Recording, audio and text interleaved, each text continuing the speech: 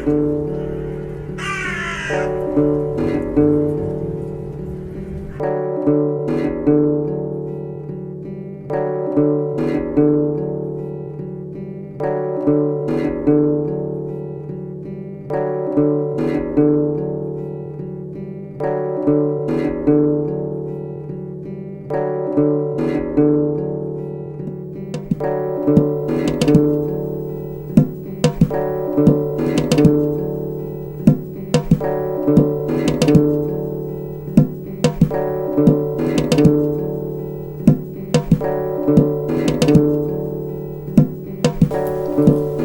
clockmaker presumably understands the working of a clock, its smiled planetarium circuit face to clean or repaint, perhaps to define history and retrace the beautiful works that have decorated time, a fine metal to enchase.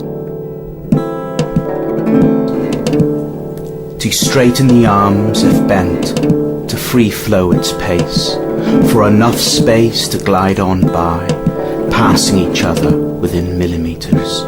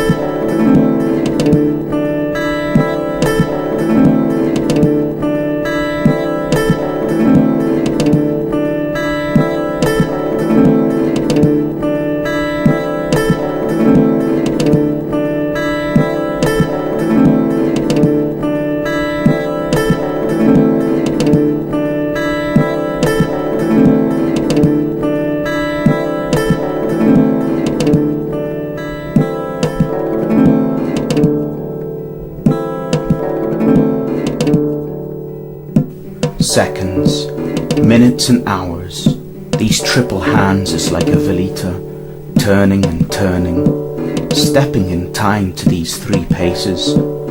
She is a beautiful dancer as she waits for the seconds and minutes to take the lead, for his chase to retry to rebuild and fill her need. The world of minutes making up to the world of hours, a circumvolution pie chart, lunch hour to a 15-minute break, joining to the same axis, yet apart. This shimmer of silver teal, a rusty tooth or groove, darkened through time, from a ticking that could not run smooth.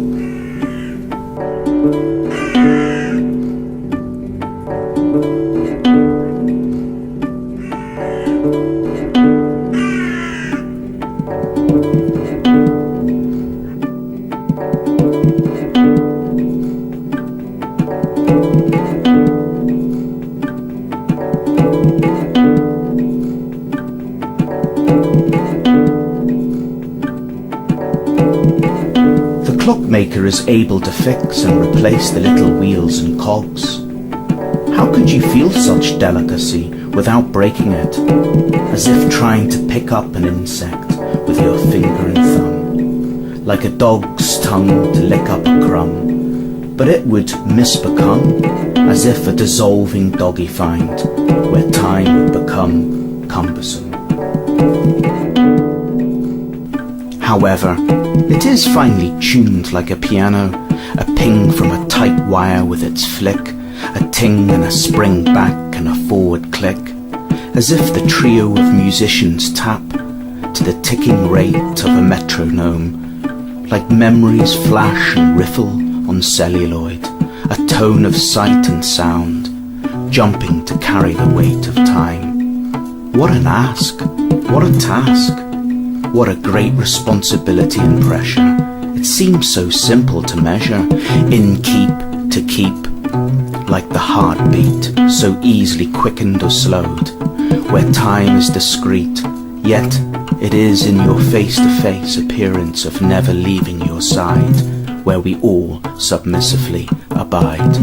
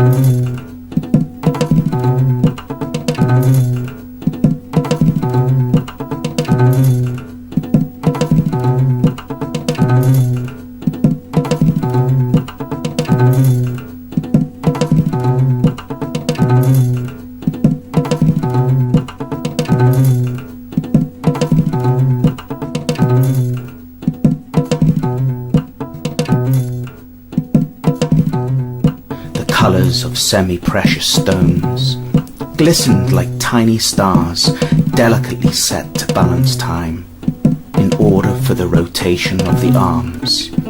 A circle is where the arms reach from. The hand wind is so full of charms, romantically observing the lasting of the day. This, the capital O, the oval zeros in the connecting orbital, and the sundial sets with the lasting ray in the shadow of time, hiding in the cool shade to creep unnoticed, to survive the scheduled moments, as if the hourly chime, such celebration for the passing, the waving goodbye, to be reminded about killing time.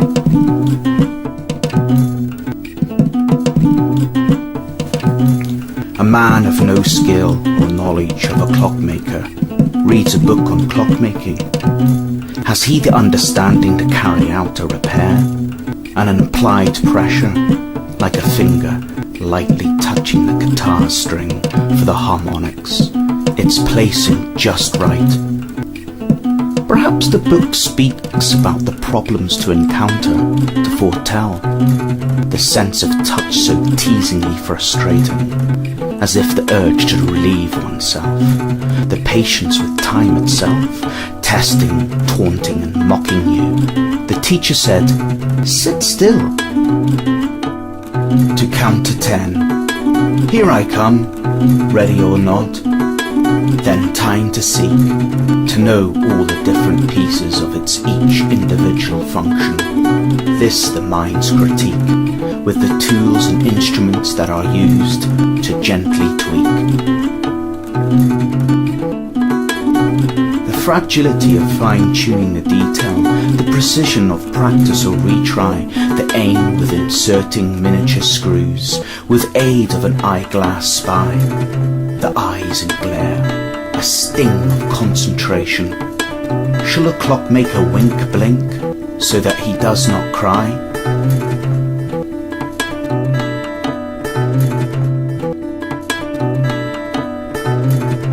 A drip of sweat, the nervous shakes of the hand, to try and still, as he reposes in place with tweezers, a minuscule cog.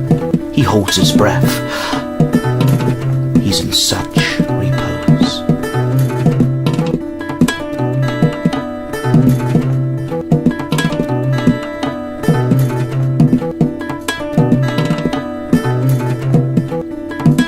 Suddenly he sneezes. His hand jerks away the rushes of the breeze blowing the cog as it squeezes between two others. It sticks, it seizes with a tremble, stutters and chatters the teeth, biting each other in resistance. The crunching, the chewing, and the grinding. Then, just for a twinkling, time freezes.